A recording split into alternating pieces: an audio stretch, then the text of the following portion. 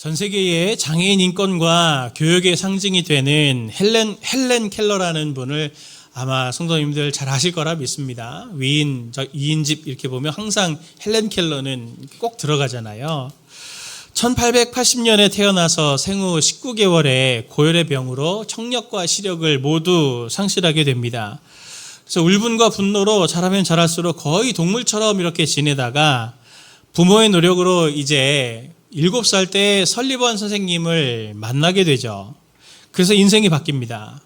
보지도 듣지도 못하는 이 아이를 어떻게 가르치겠습니까? 참 난감하지 않습니까? 모두가 포기할 때 설리번 선생님이 잘 아시듯이 헬렌 켈러를 물을 이렇게 한번 먼저 만져보게 하고 손바닥에다가 당연히 미국인이니까 워터라고 썼겠죠. 글자를 이렇게 써서 이 사물과 이 언어가 이렇게 연결이 된다라고 하는 이 개념을 심어주는 것으로부터 교육이 이제 시작이 됐습니다. 그래서 헬렌 켈러가 그렇게 언어를 배우기 시작해서 점자를 배우고 촉각수화를 배우고 그 다음에 타자기를 이용해서 영어, 독어, 불어, 라틴어, 그리스어 5개의 언어를 익히게 됩니다. 그리고 1900년에는 20년 후에는 하버드 계열인 레드클리프 여자대학에 입학해서 4년 후에 시각장애인으로서는 최초로 학사학위를 취득하게 됩니다. 그 다음에 장애인, 노동자, 흑인, 또 여성 인권운동 등의 사회운동에 적극적으로 참여하는 사람이 됐죠. 헬렌 켈러는 많이 알려져 있는데요. 그의 스승인 앤 설리번 선생님에 대해서는 그만큼 알려져 있는 것 같지는 않습니다. 설리번 선생님이 사실은 더 위대하지 않습니까? 설리번 선생님이 헬렌 켈러를 그렇게 가르칠 수 있었던 것은 그냥 우연이 아닙니다. 이 사람이 혼자 이 독한 마음이 있고 격렬한 의지가 있고 이래서가 아니고 사실은 설리번 선생님도 5살 때 트라코마라고 하는 눈병에 걸려서 시력을 거의 잃게 됐다고 해요. 그리고 실제로 헬렌 켈러를 이렇게 설리번 선생님이 가르칠 즈음에는 정말 거의 시각장애인이 돼서 앞을 이렇게 잘 못 보는 그런 상태였다고도 합니다. 그 설리번 선생님은 그것만이 아니고 8살 때 어머니가 이제 돌아가시고 아버지는 아이들을 다 버려서 매사추세츠주에 있는 틴커스 병원 고아원에서 설리번 선생님이 자랐다고 합니다. 그는 이후에 시각장애인 학교인 퍼킨스 맹학교에 들어가서 거기서 이제 공부하게 되는데 거기서 위대한 2사람의 인물을 이제 알게 되죠. 첫 번째 사람이 누구냐면 로라 브리즈먼이라는 사람이고 두 번째 사람은 사무엘 하우라고 하는 사람입니다. 로라 브리즈먼은 어떤 분이냐면 청각, 시각, 언어를 모두 잃은 장애인입니다. 그 학교 이 로라 브리즈먼이 이 퍼킨스 맹학교에서 누구를 만나냐면 교장 선생님인 사무엘 하우 선생님을 만나게 되는 거예요. 그래서 사무엘 하우 선생님이 이 로라 브리즈먼을 가르쳐서 세계 최초로 로라 브리즈먼은 언어를 획득한 시청각 중복 장애인이 되었다고 합니다. 이게 굉장히 감명 깊잖아요. 그래서 그 당시에 대문호였던 찰스 디킨스 한 번쯤 들어보셨죠? 찰스 디킨스가 이 소식을 듣고 영국에 이걸 소개한 거예요. 그래서 세계적으로 이 로라 브리즈먼하고 사무엘 하우가 이제 알려지게 되었습니다. 이 디킨스의 글을 읽은 헬렌 켈러의 부모가 퍼킨스 맹학교에 이제 연락을 한 거죠. 그래서 그것으로 시작이 돼서 앤 설리번 선생님에게도 연락이 닿아서 헬렌 켈러의 교육이 그렇게 시작이 된 겁니다. 설리번 선생님이 했던 헬렌 켈러의 이 교육은 사실은 이 사무엘 하우 선생님이 로라 브리즈먼에게 가르쳤던 그 교육 방식을 조금 더 발전시킨 것이에요. 그냥 이렇게 맨바닥에서 아무것도 없는 상황에서 설리번 선생님이 그냥 이렇게 부딪혀가면서 이렇게 헬렌 켈러를 가르친 게 아니고 설리번 선생님에게도 이 사무엘 하우라고 하는 스승이 있었던 거죠. 이걸 보면은 이 세상에 어떤 사람도 세상에 혼자 설 수는 없다라고 하는 것을 알게 되지 않습니까? 그리고 또 참 이 한 사람의 스승이 얼마나 중요한가라고 하는 것을 이 이야기를 통해서도 우리가 보게 될 텐데, 우리 학부형 선생님들도 자녀들을 놓고 생각할 때, 이렇게 설리번 선생님에게 스승이 됐던 이 사무엘 하우 선생님 같은 이 한 사람, 그리고 또 헬렌 켈러에게는 설리번 같은 그 한 사람의 스승이라도 하나님 만날 수 있도록 은혜를 주십시오. 이렇게 우리가 또 기도해야 될 거고, 또 교육에 또 몸담고 계시는 우리 성도님들은 하나님께서 참 저를 이렇게 그 한 사람의 스승으로, 어떤 사람에게 그 한 사람의 스승으로 저를 세워주시기를 원합니다. 이렇게 기도하시는 선생님들 되셨으면 좋겠습니다. 이런 사례만 봐도 학업이든 기술이든 또는 인생이든 심지어 신앙에 있어서도 우리 모두에게는 이 한 사람의 스승이라고 하는 것이 얼마나 중요한가 생각해 보게 되는데요. 오늘 스승의 주일 아닙니까? 오늘 말씀을 보면은 바울이 두 부류의 스승이 있다라고 하는 것을 오늘 얘기를 해요. 오늘 15절 말씀을 보면 그리스도 안에서 일만 스승이 있으되 아버지는 많지 아니하니 그리스도 예수 안에서 내가 복음으로써 너희를 낳았음이라 하면서 제일 먼저 누구를 얘기하냐면 일만 스승과 아버지를 대조합니다. 교육자가 있는데 일만 스승 같은 교육자가 있고 또 아버지 같은 교육자가 있다라고 하는 것을 이렇게 대조하는 거죠. 일만 스승은 많다는 뜻입니다. 스승들은 엄청 많은데 아버지는 적다. 여기서 스승은 원문을 보면은 파이다고고스라고 하는 단어를 쓰거든요. 제가 사진을 준비했습니다. 그림을 한번 띄워주실래요? 오른쪽에 있는 그림은 부조로 이렇게 되어 있는 그림이고요. 왼쪽에 있는 그림은 도자기에 이렇게 그려져 있는 그림입니다. 여기 보면은 오른쪽에 있는 그림 보면 이렇게 아기 같아 보이는 아이가 있고 어른이 이렇게 있죠? 거기 그 어른이 이 파이다고고스고 왼쪽에 있는 그림에는 뒤에 이렇게 지팡이 같은 거 이렇게 죽어가는 저분이 파이다고고스예요. 스승입니다. 이분들이 무슨 역할을 하는 거냐면 이들은 사실은 노예입니다. 6살에서 16살 정도 되는 집안의 자녀들을 이제 가르치잖아요. 가르칠 때 집에 있는 윤리적인 부분들 또는 먹는 습관들, 생활 습관들 이런 것들을 양육시키는 기능을 훈련하는 이 훈련자, 그중에 많은 노예들 중에서도 좀 배우고 좀 똑똑한 믿을 수 있는 노예를 택해서 파이다고고스로 이렇게 세워서 자기의 자녀가 건강한 성인이 됐을 때 어른으로서의 기능을 할 수 있도록 가르치는 그 스승이 이 파이다고고스예요. 영어로는 번역을 하면은 태스크 마스터? 예. 이게 우리말에는 이렇게 마땅한 게 없더라고요. 그래서 뭐 업무 마스터? 또 번역한 걸 다른 데 보니까 십장? 이렇게 번역한 것들도 있더라고요. 근데 이들의 이미지는 저기에 지금 왼쪽에 있는 그림처럼 막대기를 들고 있는 사람입니다. 저게 그냥 막대기가 아니고 사실은 매예요. 안 되면 때리는 거죠. 때려서 되게 만드는 겁니다. 자, 그림을 내려주시죠. 이 파이다고고스의 이미지는 막대기 매를 들고 있는 딱 이 모습입니다. 반면에 아버지는 어떤 모습일까요? 따로 설명할 필요가 없겠죠? 업무나 기능 이런 것을 해내야 되는 업무 마스터의 모습이 아니라 존재를 위해서, 전인적 성장을 위해서 마음을 쓰는 사랑과 긍휼 이런 것들로 아이들을 대하는 부모의 모습이 당연한 아버지의 모습이 아니겠습니까? 바울이 오늘 말하는 그리스도 안에서도 일만 스승이 있다. 파이다고고스들이 이렇게들 많은데 아버지는 많지 않다. 지금 그렇게 이야기하고 있는 거 아닙니까? 사람을 인격으로서 키워내고 영향력을 미쳐서 그들을 잘 자라게 하는 것은 업무 마스터, 파이다고고스 같은 이런 스승이 아니고 설리번 선생님의 예를 통해서 보아도 같은 성장 과정에서의 그 시각장애를 앓고 있었기 때문에 얼마나 이 헬렌 켈러가 힘들고 어려울까라고 하는 걸 깊이 공감을 하고 어떻게든 이 아이를 좀 이렇게 잘 도와볼까 하는 그 마음으로 아픔과 눈물을 알아서 공감하고 옆에서 사랑으로 이렇게 돕는 아버지의 존재 같은 이 설리번 선생님 같은 그런 존재들이 우리와 우리 자녀들에게 필요하다고 하는 것을 성경은 분명히 말합니다.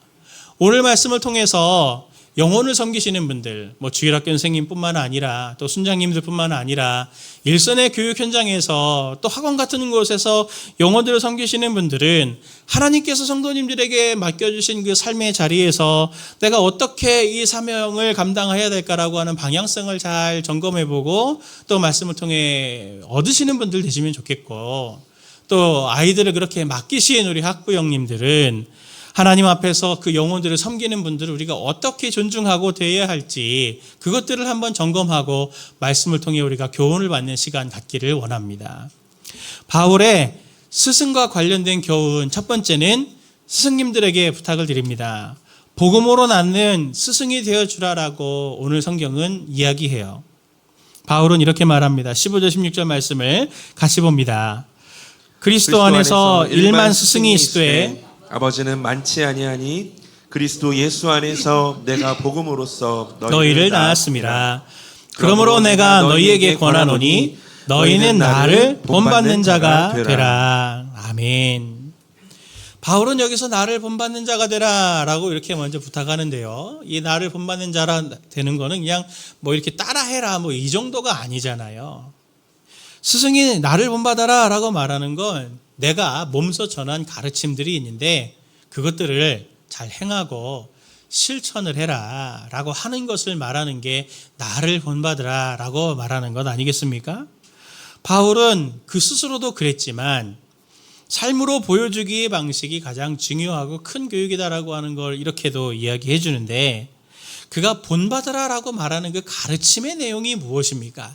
그것이 그 앞에 나오는데 복음으로써 내가 너희를 낳았다 이렇게 말하고 있는 것이죠. 그러니 너희들도 영혼들을 대할 때 복음으로 그 영혼들을 낳아라 라고 이렇게 말하는 것입니다. 복음을 한번 생각해 볼까요? 복음으로 낳았다 할 때 그럼 복음을 생각해 봐야죠. 복음이 무엇입니까? 복음에 대해서 여러 정의들을 할 수 있겠지만 존 스토트 목사님이 자신의 책에서 이렇게 한번 정의를 내린 게 있습니다. 복음은 예수 그리스도에 관한 소식이다. 그분이 누구이시며 무엇을 하셨는지, 그리고 그분을 통해 우리가 어떻게 구원을 받는지를 말해준다. 존 스토트 목사님의 이 정의를 보면 복음은 단지 예수님에 대한 이야기만이 아니고 그분을 통해서 우리가 어떻게 구원을 받는지 그 길을 알게 된다는 거죠. 우리에게 정말로 구원이 필요하지 않습니까? 저와 성도님들 그렇지 않나요? 모든 인류에게 공통적으로 해당되는 해결하지 못하는 문제가 있지 않습니까? 죄가 가지고 오는 죽음과 고통의 문제들이 우리에게 늘 따라옵니다. 세상을 한번 둘러보면 이 시대뿐만 아니라 어느 시대를 봐도 또 어느 사회를 봐도 숙제는 생존이잖아요. 생존. 모든 가정을 비롯해서 학교에, 입시에, 그리고 진로에, 취업에, 직장에, 결혼에, 노후에 모든 관계와 또 이 모든 소유에 관련된 문제들을 보면 핵심은 항상 생존이라는 것이 중심축을 쫙 꿰뚫고 있습니다. 우리 힘으로는 어떻게 생존할 수 있는 게 부족하다라고 하는 걸 뼈저리게 아니까 더 많이 노력하고 수고하고 그리고 더 많은 것들을 소유하고 열심을 내려고 하는 거잖아요. 그러니 우리 힘으로 어떻게 할 수 있는 것이 없어서 정말 구원이 필요해서 복음이 우리에게 주어져야 하는 것이죠. 하나님께서 건지신다.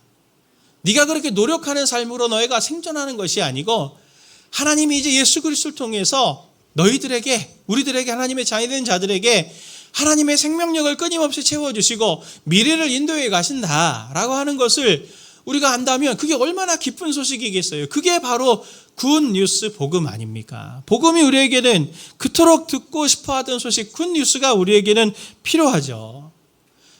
누누이 말해도 부족하지 않은데 생존에 필요한 생명력은 환경이나 소유나 조건에 있는 것이 아니고 부활로서 죽음을 이기신 예수 그리스도의 그 능력이 우리에게 덧입혀질 때에 우리가 그 모든 죽음의 위협, 공포, 어려움, 환난 이런 것들을 뚫고 나가 생존할 수 있게 되는 겁니다. 그것만이 문제입니까? 삶의 자리를 한번 또 둘러보면은 가정이든 직장이든 학교든 공통적으로 성도님들이 씨름하고 있는 것들 중에 하나가 관계의 문제들이더라고요. 서로 경쟁하고 경쟁으로 인해서 서로 남남이 되어져 가서 공동체가 깨져가지고 이제 관심들이 별로 없죠. 그리고 기능만 남아서 서로 비교하고 또 같지 않다 생각하면 차별하고 생존이냐 도태냐, 내가 살아남기 위해서 이 무리 속에 내가 끼기 위해서 어떻게든 맞추려고 하는 이 긴장의 상태들, 그게 가득한 삶이 돼서 그렇게들 살아가는 거 아니에요. 아이들도 보니까 그렇더라고요. 또래 집단끼리 어떻게든 거기에 어울리려고 화장까지도 비슷하게 해나가는 그런 모습들을 보면서 참 너무 가슴이 아픈데, 인격들이 함께 모였어요. 인격들이 함께 모였는데 인격이 주는 따뜻함, 그런 것들은 온기는, 인간으로서의 온기는 어디 가는데 없고 기능의 차가움만 남아서 함께 있을수록 더 마음 시리고 더 가슴 아프고, 뭔가 하나 자그마한 실수를 하면 이게 책이 돼서, 이게 재책이 돼서 이게 내가 진급을 하지 못할까, 이 무리에서 내가 밀려나면 어떨까, 이런 마음에 사람들이 다 안달복달하고 있는 것 아닙니까? 그래서 외로움의 문제가 우리의 삶에 큰 문제가 되고 있죠. 그러니 서로 마음 상하고 함께 있을수록 더 마음 상하고 서로 몸살하면서도 또 서로 그리워하면서도 가슴 아파하면서 억지로 웃고 있는 거지만 웃는 게 아닌 삶을 우리 삶에 지금 이렇게 살아가고 있지 않습니까? 그걸 어떻게 해결할 거예요? 먼데 있는 자들을 부르시고 가까이 있는 자들을 부르셔서 당신의 육체로 그 모든 그 막힌 담을 헐어 화평케 하셨던 예수 그리스도의 그 사랑이 우리의 삶 가운데 가득히 채워져야 그렇게 차갑고 시린 가시가 돋친 관계들 속에 서로 품고 서로 하나가 되는 일들의 선순환이 일어날 것 아닙니까? 이게 우리에게 필요한 구원 아닌가요? 이게 우리에게 필요한 복음 아닌가요? 말은 쉽죠. 정말 그렇게 되고 싶어요. 그런데 어떻게 삶의 자리에서 부활의 능력으로 또 어떻게 그 화평하게 하는 그리스도의 사랑을 가정에, 내 직장에, 삶의 자리에 구현하겠습니까? 선생이란 말을 한번 생각해 보십시오. 선생. 앞선 선자에다가 날생자를 써서 선생님이라고 저희가 말하는 거 아닙니까? 앞선 사람들이 분명히 선생님들에게 있을 거예요. 하나님께서 보내주신 선물 같은, 선생님 같은, 복음으로 관계를 이어본 선생님 같은 분들이 있을 거고, 생존의 문제로 막 두려워하는 그런 상황들 가운데서 복음으로 그 모든 것들을 초월해서 두려움을 떨쳐내고 용기 있게 한 걸음씩 걸어 나갔던 그런 선생님 같은 분들이 분명히 주변에 한 번씩 계실 겁니다. 그리고 그렇게 또 선생님들처럼 성도님들이 선생이 되셔서 어떤 사람들의 길을 내는 길잡이 역할을 하셔야 되는 거죠. 눈물 많은 이 세상에는 정말로 구원받은 사람의 삶으로 인해서 삶으로 보여주는 선생님이 필요합니다. 성도님들이 정말 어떻게 좋은 만남을 한 번도 가진 적이 없어서 내가 닮을 예수 그리스도의 그 구원의 은총이 어떤 것인지를 삶으로 보여주는 사람이 없다고 생각이 드신다면은 이 시간에 정말 더 우리의 인생의 모본이 되시는 예수님을 만나셔야 됩니다. 예수님이 그래서 육체가 되셔서 똑같은 인간으로 이 땅에 사셨잖아요. 복음서를 보면 예수님이 그 복음으로 사는 삶이 어떤 것인지를 몸소 보여주셨고, 말씀을 통해서 기도의 자리에서 예수님을 인격적으로 더 깊게 만나게 된다면 내가 오늘 이 삶에서 어떻게 복음으로 사는 선생이 될지를 성경은, 하나님은 은혜로 성도님들에게 채워주실 건 저는 믿습니다. 주님께서 우리 모두를 삶의 자리에서 복음으로 살아내는 것을 보여주는 선생으로 하나님께서 분명히 세우심을 믿으시기를 바랍니다. 사역을 하면서 저도 인간이잖아요. 지칠 때가 있겠죠? 목사는 화장실도 안 가는 있는 분들도 있으신데 그런 분들은 없으셨겠죠? 예. 저도 지칠 때가 있어요. 그런데 지칠 때 제가 제 스스로에게 늘 말하고, 그리고 제가 동역 교역자들에게 말하는 게 있습니다. 그게 뭐냐면 이거예요. 내가 힘들면, 우리가 힘들면 성도가 편하다. 우리가 편하면, 내가 편하면 성도가 힘들다. 어떤 게 좋니? 어떤 게 좋습니까? 내가 편한 게 좋죠? 아니잖아요. 반대로 한번 생각해 보십시오. 교사가 힘들면 누가 편하겠습니까? 학생이 편하겠죠. 교사가 편하면 학생이 힘들겠죠. 부모가 힘들면 누가 편합니까? 자녀가 편하고, 부모가 편하면 자녀가 힘들게 마련인 거예요. 누가 편한 거를 싫어하겠습니까? 저도 정말 편한 걸 좋아해요. 저도 진짜 한 일주일쯤 이렇게 쫙 쉬고 제주도 가가지고 자전거 가지고 둘레길 한번 이렇게 쫙 돌고 싶어요. 해외여행도 가고 싶어요. 근데 왜 못 가겠냐고요. 돈도 없고 시간도 없습니다. 그렇게 가도 사실은 마음이 편하지 않아요. 늘 성도님들 생각하면서 그냥 수시로 그냥 제가 툭툭 나올 때 주여 이렇게 나올 때는 머릿속에 그 성도가 떠오르는 거예요. 잠깐이라도 그 성도 위해서 잠깐 기도하는데, 누가 편한 걸 싫어하겠습니까? 바울도 편하고 싶어요. 그 편하고 싶은 본성을 이겨내는 것이기에 복음으로 내가 너희를 낳았다라고 이렇게 말하는 겁니다. 죄송합니다. 저는 애를 안 낳아봐서 세상의 고통이 어떤지 모르지만, 여성분들 자녀를 낳아보신 분들은 이 낳음의 고통이 너무 힘들다고 하는 걸 아시잖아요. 바울이 편하고 싶은 본성을 이겨내는 것이기에 자신이 낳았다, 해산의 수고를 거친다라고 말하고 있는 거 아닙니까? 이렇게 자기의 편함과 자기의 유익을 포기하고 상대, 내가 섬기는 사람들을 위해서 헌신하고 수고하는 이 고통스러운 일들을 감당하는 것은 하나님의 사랑을 가진 하나님의 자녀들만 가능한 일인 줄로 저는 믿습니다. 복음을 한번 생각해 보십시오. 교회 안에 복음 많이 얘기하잖아요. 복음으로 살고 복음을 전합시다 막 이렇게 말하는데, 늘 쉽게 우리가 복음을 말하지만 가장 날것의 복음은 어떤 정의를 가지고 있습니까? 복음에 절대 빠지면 안 되는 게 이거잖아요. 예수 그리스도의 십자가의 죽음과 예수 그리스도의 부활이 복음의 핵심 아닙니까?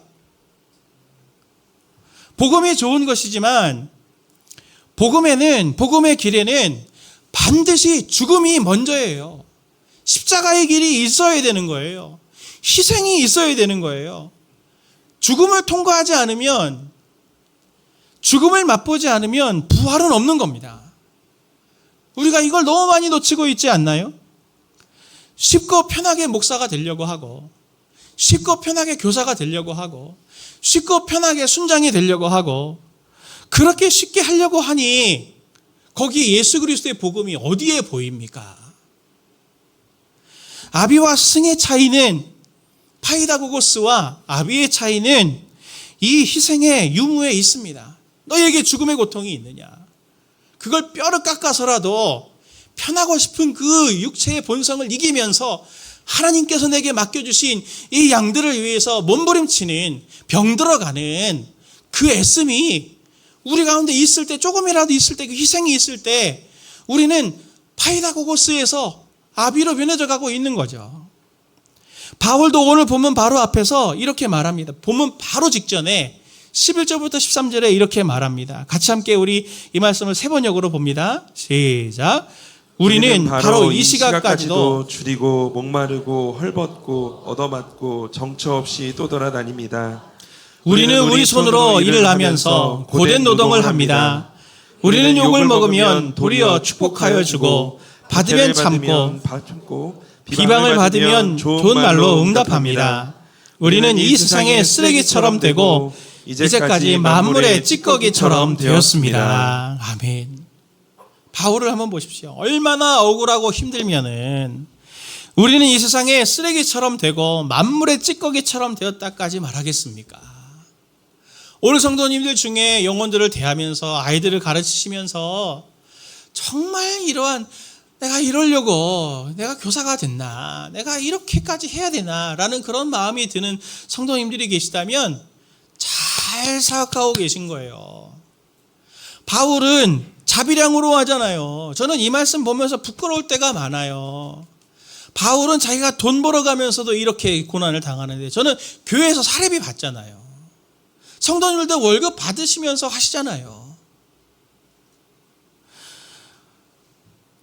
성도님들이 희생을 해나가면서 내가 영혼을 섬기고 있다면 파이다고고스가 아니라 스승으로서 예수님께서 보여주신 그 길을 따라 사도들이 보여주신 그 삶을 따라 제자의 삶을 따라 스승의 삶을 따라 잘 따라가고 계시는 좋은 선생님들이신 겁니다. 그게 그리고 하나님 나라에서 당연한 일인 거고요. 오늘 말씀은 그냥 무조건 참고 고생해라 그것을 말하는 것이 아닙니다. 왜 그 고생이 있습니까? 목적과 방향성이 선명해요. 바울은 오늘 21절에서 이렇게 말합니다. 너희가 무엇을 말하느냐? 내가 매를 가지고 너희에게 나아가랴. 사랑과 온유한 마음으로 너희에게 나아가랴. 매와 사랑과 온유한 마음을 대조하고 있는데 이건 뭐 바울이 화가 나가지고 내가 가서 너를 때려줄 거야. 막 이런 뜻으로 하는 게 아니고 앞에 말씀드렸잖아요. 파이다고고스, 스승과 아비를 대조할 때 스승은 뭘 갖고 있다고요? 매를 가지고 있다고요. 그걸 연장해서 얘기하는 거예요. 내가 너희들한테 나아갈 때 너희들한테 그런 스승, 일만 스승, 파이다고고스처럼 대했으면 좋겠니? 아니면 내가 아버지처럼 사랑과 온유로 너희에게 대했으면 좋겠니? 아버지는 사랑과 온유로 대하기 때문에 희생이 필요한 거죠. 사랑이 얼마나 힘듭니까? 본문에서 말하는 이 온유는 부드럽게 달랜다라는 뜻입니다. 잘 안 될 수 있거든요. 자꾸 실패할 수 있거든요. 그러니 격려도 해주고 기다려도 주고 그러면서 알아들을 수 있도록 자꾸 반복적으로 온유하게 반복적으로 달래면서 이렇게 사람을 키워내는 이 인내 시간이 필요하기 때문에 얼마나 많은 희생이 필요한 거 아닙니까? 성도님들도 자녀를 키우든 아이들을 키우든 정말 이를 악물어야 될 때가 있잖아요. 이렇게까지 하면서 내가 너를 사랑해야 되냐 할 때가 있잖아요. 그 이를 악물은 그것이 오늘 본문에서 말하는 부모 같은 선생님의 가져야 될 중요한 덕목인 거죠. 오늘 이 시대의 한 인격을 가르치는 모든 여기 이 자리에 뭐 대학에서 가르치시는 분들도 계시고 일선 교육 현장에 계시는 분들도 있고 학원에서 가르치시는 분들도 있고 심지어 순장님들도 있고 교육자들도 여기에 있지만 우리에게는 매가 아니라 사랑과 온유라고 하는 방식으로 우리가 그들을 가르치는 자들이 되기를 소원합니다. 당장은 물 빠진 독에 물 붓는 것 같아 보이지만 영적 자부심을 가지세요. 오늘 보면 바울도 그렇게 멋있게 살았잖아요. 이게 멋있는 모습 아닙니까? 성도님들이 그렇게 가고 있다면 하나님께서 마침내 마지막 때에 그 수고하고 애썼던 밑 빠진 독에 물 붓기 했던 그런 삶들을 하나님께서 갚아주시는 은혜를 반드시 주실 겁니다. 꼭 그것을 기억하시고 믿음의 경주를 잘 달려가시는 우리 성도님들 되시길 축원합니다. 바울의 스승과 관련된 두 번째 교훈은 무엇이냐면 스승을 우리가 대할 때 부모처럼 여겨주라라고 하는 겁니다. 우리 학부형님들은 이것을 잘 기억하셨으면 좋겠어요. 바울은 앞서서 이 땅의 스승들을 기능으로 대하는 파이다고고스, 테스크마스터, 일만 스승이 있다고 했고 또 사랑과 온유로 가르치는 아버지로 구분을 했습니다. 성도님들이 학부형의 입장에서 또 학생의 입장에서 내 아이를 가르치는 선생님이 어떤 분이었으면 좋겠다 생각이 드십니까? 뭐 그거는 물어보나 마나죠? 당연히 부모의 마음으로 그렇게 우리 아이를 잘 양육해 주기를 바라는 그 마음이실 텐데 성도님들이 그것을 바란다면 스승은 스승대로 그렇게 해야 되죠. 그러나 우리가 스승 되신 분들을 대할 때는 마땅히 내가 기대하는 바대로 대해드리는 게 맞는 것이 아니겠습니까? 히브리서 13장 17절 18절 말씀을 보면 스승된 이들을 어떻게 대해야 될지를 성경은 또 다른 곳에 이렇게 말해줍니다. 같이 함께 이 말씀을 봅니다. 여러분의 지도자들의 말을 고지 듣고 그들에게 복종하십시오. 그들은 여러분의 영혼을 지키는 사람들이요 이 일을 장차 하나님께 보고드릴 사람입니다. 그러므로 여러분은 그들이 기쁜 마음으로 이 일을 하게 하고 탄식하면서 하지 않게 해주십시오. 그들이 탄식하면서 일하는 것은 여러분에게 유익이 되지 못합니다. 우리를 위하여 기도해 주십시오. 우리는 양심에 거리끼는 것이 한 점도 없다고 확신합니다. 모든 일에 바르게 처신하려고 합니다. 아멘. 이 말씀처럼 제가 우리 주일학교 선생님을 대하거나 또 우리 교회 또 순장님들을 제가 이렇게 뵈면 이 말씀에 적힌 모습이 그대로 보입니다. 제가 보면 돈 준다고 월급 드린다고 주일학교 선생님들이 저렇게 섬기시겠습니까? 저는 돈 받고도 저렇게는 못할 것 같아요. 또 우리 순장님들 어떤 분들은 월급 받고 일하시는 분인 줄로 아는데 아닙니다. 다 봉사로 하시는 거예요. 근데 왜 그렇게 많은 시간들을 드리고 왜 그렇게 마음고생을 하시면서 순원 한 분들 한 분들을 위해서 그렇게 마음 아파하면서 기도하면서 충성스럽게 그렇게 섬기겠습니까? 그들의 헌신과 수고의 출발은 하나님을 사랑하는 그 하나님의 사랑에서 나오는 것이죠. 주님께서 영혼들에 대한 마음을 하나님께서 주셔서 어떤 분들은 순장으로 어떤 분들은 교사로 그렇게 영혼들을 섬기고 있는 거예요. 근데 이 모습을 보시면 뭐가 보입니까? 우리 교회 표어처럼 하나님을 사랑하는 것과 이웃을 사랑하는 것이 여기서 한눈에 보이는 거잖아요. 이분은 그냥 순장으로 생각하고 주일학교 교사로 섬기는 것이지만 하나님을 사랑해서 또 이웃을 사랑하는 이 모습의 균형이 바로 이 섬김의 모습에서 그대로 드러나고 있지 않습니까? 다른 것은 말고라도 우리 학부형 되시는 이 자리에 계시는 우리 성도님들, 주일학교 선생님들, 순장님들, 교육자들, 그리고 학교에 일선에 계시는 선생님들을 마음속으로 어떻게 대하고 계시는지를 한번 생각해 보시고 점검해 보셨으면 좋겠습니다. 그분들을 마음속에 파이다 고고스, 성경과 또 입시에 무엇을 가르쳐주는 학원 선생님처럼 기능으로 그분들을 대하고 있는 거 아닌가요? 아, 이 선생님은 이걸, 저 선생님은 저걸 가르치는 분이지. 그거는 매로 아이들을 대하는 일만 스승, 파이다 고고스로 지금 여기고 있는 건 아닙니까? 근데 제가 보면 우리 영혼을 대하시는 선생님들은 이 스승이 아니고 이 파이다 고고스가 아니고 사랑과 온유로 대하는 아버지에 가까운 걸 저는 뼈저리게 눈으로 봅니다. 매주마다 그걸 확인해요. 성도님들의 그분들을 귀히 여기셔야죠. 귀히 여기셔야죠. 목사, 전도사, 순장, 선생님들 귀히 여기셔야 됩니다. 그리고 더 나아가서 일선의 교육 현장에 계시는 선생님들까지 귀히 여기시기를 꼭 예수님의 이름으로 부탁을 드립니다. 하나님께서 그들에게 맡겨주신 목양의 대상들을 아이면 아이대로, 청년이면 청년대로, 장년이면 장년대로 영혼을 하나님 앞에서 오늘 11에서 13장 말씀처럼 하나님 앞에서 그들을 지키는 분들이에요. 그분들이 영혼들을 지켜주시는 분들이에요. 그리고 그분들은 오늘 이 말씀처럼 장차 하나님 앞에 심판대 앞에 서서 내가 영혼들을 어떻게 지켰는지를 하나님의 심판대 앞에서 결산할 사람들처럼 지금 영혼들을 대하고 있는 분들입니다. 주일학교와 선생님들 뿐만 아니라 더 존경스러운 분들은 제가 볼 땐 진짜 일선 교육 현장에 계시는 분들이에요. 저도 학생이었고 새 아이를 키우는 학부형이기도 합니다. 여러 선생님들을 저도 소통해 봤거든요. 그러면 만나보면은 어떤 분들은 정말 딱 파이다 고고스 매로 아이를 가르쳐가지고 기능 점수 딱 이거 만들어내겠다 딱 이렇게 하시려고 하는 분들이 딱 느껴지는 분들이 있어요. 근데 제가 우리 성도님들이 신방하거나 일선의 학교 현장에 가서 또 많은 분들을 만나보면 그분들도 엄청 힘들어 하세요, 사실은.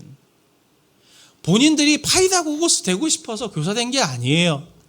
하나님이 주신 마음이 있고 또 사명이 있어서 내가 교육자가 돼가지고 한 아이들을 인격으로 잘 내가 성장시키는데 내가 잘 쓰임받았으면 좋겠다라고 하는 사역 현장으로 들어갔는데, 사역 현장으로 딱 가보니까 이 전인적인 교육은 이상인 거예요. 지금 다 학교 현장이 지금 다 무너져가지고 입시 외엔 남는 게 없는 거죠. 그러니 입시만 남은 교육 현장에서 얼마나 선생님들이 몸부림치고 자괴감을 느끼겠습니까? 그럼에도 불구하고 아빠의 엄마의 마음으로 한 아이들을 불쌍히 여기면서 부모의 마음을 공감해 주면서 아버지의 마음으로 내가 할 수 있는 것들은 어떻게든 해보리라라고 몸부림치는 선생님들이 계세요. 정말 한 가닥 남은 이 사명의 불씨를 안 꺼뜨리려고 그렇게 몸부림치는 선생님들이 한두 분이 아닌 걸 제가 뵀고요. 그리고 그런 분들을 제가 만나면 제가 학부형으로서 너무 감사하고 또 죄송하기도 하고 너무 귀하시더라고요. 이런 분들이 계셔서 너무 감사하다. 근데 그런 분들 보십시오. 완벽한 사람이 아니잖아요. 그들에게 주어진 상황도 최선의 상황이 아닙니다. 그들은 자기의 자리에서 몸부림치고 있을 뿐이에요. 자신의 주어진 상황에서 마음을 담아 아이들을 그저 섬기고 있는데 우리가 그들을 어떻게 대해야 하겠습니까? 바울이 말하는 것처럼 아버지와 같이 먼저 여겨줘야죠. 파이다고고스처럼 하고 있어도 아버지처럼 그렇게 얘기를 해드려서, 존중을 해드려서 그분들로 하여금 꺼진 불씨라도 다시 일으키게 돼서 아이들로 하여금 아이들을 섬길 수 있는, 잘 섬길 수 있는 선생님들이 되게 해야 되는데, 우리는 그들을 파이다고고스로 기대하고 파이다고고스로 대하면 얼마나 선생님들이 마음에 상처가 많으시겠습니까? 오늘 히브리서 말씀이 이렇게 말하지 않습니까? 여러분은 그들이 기쁜 마음으로 이 일을 하게 하고 탄식하면서 하지 않게 해주십시오. 그들이 탄식하면서 일하는 것은 여러분에게 유익이 되지 못합니다. 우리를 위해서 기도해 주십시오. 주일학교 선생님들과 순장님들, 교육자들이 탄식하면서 이 일을 하지 않도록 도와주십시오. 기쁜 마음으로 할 수 있도록 마음을 담아주십시오. 도울 수 있는 것들은 돕고 격려해 줄 수 있는 것들은 꼭 격려해 주시기를 바라요. 그리고 적어도 오늘 히브리서 저자가 말하는 것처럼 그들을 위해서 기도해 주는 사명을 우리는 놓치지 않으셨으면 좋겠습니다. 저도 불쌍히 여겨주세요. 최선을 다하고 있거든요. 예. 지난주 어린이 어버이 주일이었잖아요. 예. 제 마음에 정말 지난주에도 우리 많은 성도님들이 함께 동참해 주시고 또 많은 성도님들이 기뻐해 주셔서 너무 참 감사해요. 감사한데 정말 제 마음에 무제한의 자원이 있다면 시간과 장소, 물질 이거에 대한 제한이 없다면 제가 진짜 어떻게 하고 싶냐면 학교 하나 빌려가지고 하루 종일 거기에 막 에어바운스도 하고 에드벌룬도 띄우고 이것도 부르고 저 바이킹도 부르고 다 불러가지고 여기 분당동에 있는 사람들 아무나 다 와서 애들이 정말 하루 종일 지쳐서 쓰러져 갖고 집에서 이렇게 널브러져 쓰러질 때까지 하루 종일 아빠 엄마들하고 이렇게 노는 시간을 마련했으면 좋겠어요. 뭐 떡도 맛있었고 소시지도 맛있었지만 뷔페도 부르고 막 그래갖고 정말 아이들과 부모님들이 정말 하루 종일 놀면서 정말 이 하루만큼은 정말 가족이 하나 되는 시간 제가 진짜 이 지역 주민들에게 하고 싶어요. 믿음대로 되기를. 돈이 없어요. 우리 교회가 그렇게 할 수 있는 돈이 없어요. 장소도 없어요. 학교가 안 빌려준대요. 교회에서 한다고 그래서 그러나? 예, 우리 주일학교 선생님들 중에 교직에 계시는 분들은 가까이 있는 학교들에 한번 힘을 써주십시오. 우리 애들만이 아니고 이 시대를 보세요. 애들이 순 학원만 이렇게 10시, 11시까지 돌아다니느라고 밥 한 끼 자녀들과 부모들이 같이 할 시간이 있습니까? 순 보고 배우는 거는 미디어나 친구들에게서 배워서 다 인성교육은 어디 가고 문제 푸는 기계들만 애들 대고 있고 그러니까 가정이 다 깨지고 사랑이라는 거 느낄 시간이 없는데 그런 날 하루라도 이렇게 해가지고 정말 부모님과 자녀들이 우리 주일학교 아이들부터 우리 선생님, 우리 성도님들 가정부터 이 지역에 있는 분들이 그런 하나님의 이 복음을 좀 이렇게라도 회복이 되는 장을 한번 정말 저는 마련하고 싶은데 말씀드렸던 것처럼 한계가 있거든요. 못하는 게 있어요. 근데 그거 보고 그런 분들은 없습니다. 지난주에 목사님 떡이 이게 뭡니까? 저는 가래떡 안 좋아하고 콩설기를 좋아하는데 그렇게 말씀하시면 없어요. 그렇게 말했다고 치자고요. 소떡소떡이 이게 뭡니까? 메뉴가 이게 뭡니까? 그렇게 얘기한다고 하면 제가 얼마나 마음이 상하겠습니까? 예, 그러겠죠? 목사로서 그게 제일 맥 빠지는데 제 목사로서 맥 빠질 때가 어떤 것이냐면 목사를 기능으로 볼 때예요. 성도님들이. 어떤 분들은 정말 모르시는 분들이죠. 교회 헌금은 다 목사가 갖는지를 아시는 분들이 계시더라고요. 예, 종교 사업과 비슷하게. 교회 안에 이런저런 문제들이 있으면 목사가 사랑으로 섬겨서 지금 이렇게 하는 게 아니고 목사님이 지금 이 문제를 해결하시려고 하는구나. 일 처리하는 사람으로 목사 이렇게 대할 때 제일 마음이 아픕니다. 제가 이 말씀을 드리는 이유는 저한테 잘해달라고 하는 취지에서 제가 이 말씀을 드리는 게 아니에요. 영혼을 대하시는 일선에 계시는 교육 현장에 계시는 우리 선생님들은 최선을 다하고 있습니다. 최선을 다하고 계세요. 학교에서 이런 일도 있고 저런 일도 있고 또 주일학교에서 이런 일도 있고 저런 일도 있는데 하다 보면 또 원치 않게 이런 일도 있고 저런 일도 생기죠. 그러면 그걸 다 선생님들한테 쏟아부으면서 뭡니까? 이게 뭡니까? 그러면서 민원하면서 막 이렇게 물론 심각한 것들은 할 거는 해야죠. 그러나 그 선생님들도 인격이고 교육자라고 하는 것들을 마음에 생각해 주시면서 아유 우리 선생님은 얼마나 힘드실까 하면서 돕는 마음으로 건강하게 얘기하실 수 있잖아요. 사랑하는 성도님들, 교육자 되시는 선생님들도 인간입니다. 정말 자신의 삶에서 주어진 삶의 자리에서 최선을 다하고 계시는 분들이에요. 그들을 귀히만 여겨주셔도 선생님들은 선물 받는 것보다 저한테 선물 갖다 이렇게 주시는 것보다 마음을 알아주시는 것만으로도 마음이 뿌듯해지고 내가 교사가 되길 잘했다. 내가 목사가 되길 잘했다. 내가 순장이 되길 잘했다. 이렇게 하나님 앞에서 주셨던 사명의 불이 다시 활활 타오르게 될 겁니다. 사랑하는 성도님들, 히브리서 저자가 이렇게 부탁합니다. 우리를 위하여 기도해 주십시오. 꼭 우리 선생님들을 위해서 축복의 기도를 해주시는 우리 성도님들 되시기를 바랍니다. 순장님들을 축복해 주시는 기도 해주셔야 돼요. 순장님들도 진짜 힘드세요. 어떻게 다 맞춰? 예, 반말해서 죄송합니다. 다 맞추겠습니까? 취소합니다. 다 맞추겠습니까? 제가 성도님들께 한 가지 실천할 것을 드리겠습니다. 지금 여기 복도에 보시면 한 주일간 저희가 각 주일학교 선생님들의 자랑을 이렇게 쫙 붙여놨습니다. 사진도 같이 한 주간 게시할 텐데요. 포스트잇도 거기다가 마련해 놓았거든요. 우리 주일학교 선생님들을 위해서 거기에 격려와 축복의 메시지를 꼭 써주셔가지고 교회 오고 가시면서 오늘부터 해주시면 제일 좋고요. 그래서 좀 많이 붙여주세요. 그래서 우리 선생님들이 좀 힘이 나셨으면 좋겠습니다. 그리고 일선에 계시는 학부형들이 계시면 일선에 계시는 선생님들을 위해서 감사 카드라도 꼭 한 장씩 써주시고 문자라도 이렇게 꼭 하나 남겨주시면 참 큰 위로가 되실 거예요. 꼭 그렇게 실천해 봐서 복음으로 낳는 일들이 서로 계속 스승과 학부형들을 통해서 영혼과 영혼들이 이어져 가는 저와 우리 성도님들 되시길, 우리 교회 되길 예수님의 이름으로 축원을 드립니다.